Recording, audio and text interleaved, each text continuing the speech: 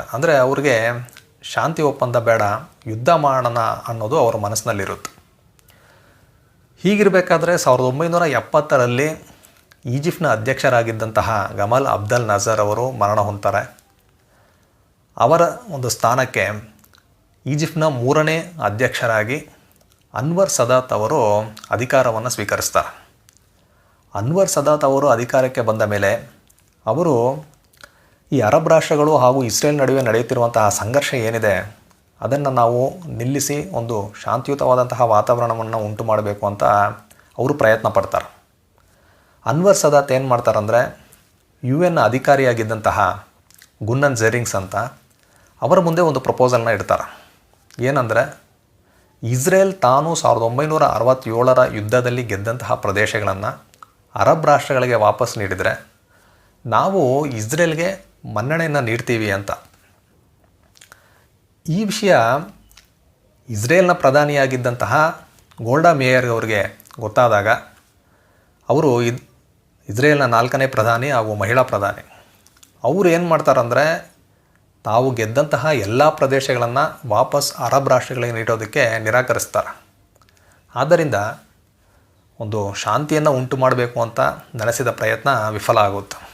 ಇದು ಒಂದು ಒಳ್ಳೆಯ ಆಪರ್ಚುನಿಟಿ ಆಗಿತ್ತು.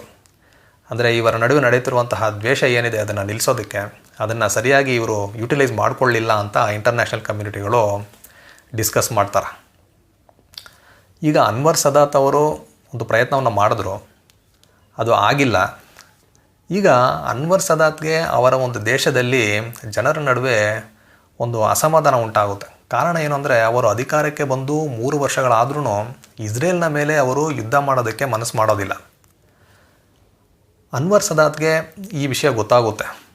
ಏನಂದರೆ ಈಗ ಹಲವಾರು ಬಾರಿ ಯುದ್ಧ ಮಾಡಿರೋದ್ರಿಂದ ಅರಬ್ ರಾಷ್ಟ್ರಗಳು ಹಾಗೂ ಈಜಿಪ್ಟ್ ಒಳಗೊಂಡಂತೆ ಎಕನಾಮಿ ಅನ್ನೋದು ಏನಿರುತ್ತೆ ಅದು ಡೌನ್ ಆಗಿರುತ್ತೆ. ಹಲವಾರು ಮೂಲಭೂತ ಸೌಕರ್ಯಗಳ ಕೊರತೆ ಉಂಟಾಗಿರುತ್ತೆ.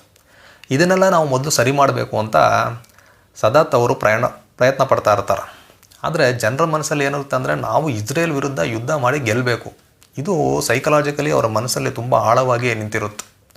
ಇದು ಸದಾತ್ಗೆ ಅರ್ಥ ಆದಾಗ ಅವ್ರು ಏನು ಮಾಡ್ತಾರಂದರೆ ನಾವು ಒಂದು ಯುದ್ಧವನ್ನು ಮಾಡಿ ಗೆಲ್ಲಲೇಬೇಕು ಅನ್ನೋದಕ್ಕೋಸ್ಕರ ತಮ್ಮ ಒಂದು ಸೇನೆ ಏನಿದೆ ಅದನ್ನು ಬಲಪಡಿಸಲು ಅವರು ಪ್ರಯತ್ನ ಪಡ್ತಾರೆ.